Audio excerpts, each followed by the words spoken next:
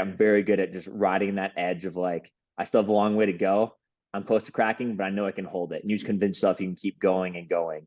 Mm, And I can just lock in at that pace and be comfortable with, or be comfortable while yet being uncomfortable. And mm, I just enjoy that. Like I don't say like I'm sick in the head, but I just enjoy like knowing that I'm kind of at that line and knowing that I can hold it, and knowing that I can hold it mm, longer than anyone else just motivates me more to be like, see suckers, like look what I can do, try to do this because I don't think you can. mm, So I just like kind of tell myself like you're the only one that can do that, you know. Or Plaz would always say, like he tells me this all the time, like it's like no one's gonna outwork you, you know. So it's just like no one's gonna outwork me on the long run, no one's gonna outwork me in like weekly mileage. So that's something I just thrive on. So instead of like in the mind, just like getting going to that pain cave and just sitting there, you know, or Mike Brandt, CEO of HVM, and he's like, yeah, I'm gonna chew glass, you know, like how long can you chew glass for? You know, it's like pretty damn uncomfortable, you know, but it's like they gonna do that longer than anyone else. And ultimately too, it just comes down to like convincing yourself that you can do more. You know, like there's always more in there. Like I don't care like what you say, like, and I guess going back to, and I'll kind of circle back to this too, with the 50 miler, it's like I'd only done a 35-mile day, and that was a 28-mile morning with a 7-mile like second run. So I still have, you know, it's uncharted territory, you know, the next 15 miles really, or, you know, truthfully, even, you know, I've run 50K. So even the last like 18 miles and change is still uncharted territory. But it's like just how you break it down, you know, like it started getting hard at about 34 miles during the 50 miler. But it's just like I know I can do this for 4 more miles. That's when I get to my next bottle. Like you're gonna be fine once you get your next bottle.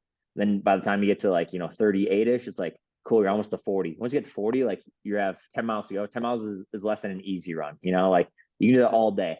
So it's just these mind games, and like you just keep playing those, even with the trials where fortunately I had to drop out because I was on one leg. I couldn't do it, but I was like felt pretty miserable at about 4 miles just with my hip. And yeah. I was like, dude, just get to 10K. Get to So I got to my second bottle. I'm like, okay, get to 10. Then I'm like, okay, get to half. Once I got to half, I'm like, dude, like you could probably get home. By that point, I was limping, you know, like noticeably like limping on one leg, and it was just like little damage control, like not worth it. And then, you know, I'm paying the price. Like I couldn't walk comfortably until a couple of days ago, you know. So like pretty brutal. But it's just like you can just convince yourself that there's always a little more in there. You just like break it down incrementally, because like anyone can run, even too for me mental, it's like anyone can run 5 miles at, you know, 540 pace. It's like cool, go do it. You just don't think about the 30 miles behind you type thing, you know. And it's just very good at like sitting in that uncomfortable zone and enjoying Mm. it, you know. Yeah, compartmentalizing running and endurance sports into that game of just uh like working backwards sometimes, like you're saying, like get to mile 34, all right, like now I need 6 more miles to get to 40 and then 10 to finish, and 10 isn't that much. Like uh I did 2 years ago, did an Ironman, and that's like basically what got me through the swim. Like doing a 2.4 mile swim was super uncomfortable, longer than any swim that I'd ever done. But you just start breaking it up. And I think anyone listening who's ever done any sort of endurance event, just like trying to turn the long challenge into just a bunch of like little micro head games is the ultimate way that you push yourself through those barriers, those limiting beliefs that sit in your head.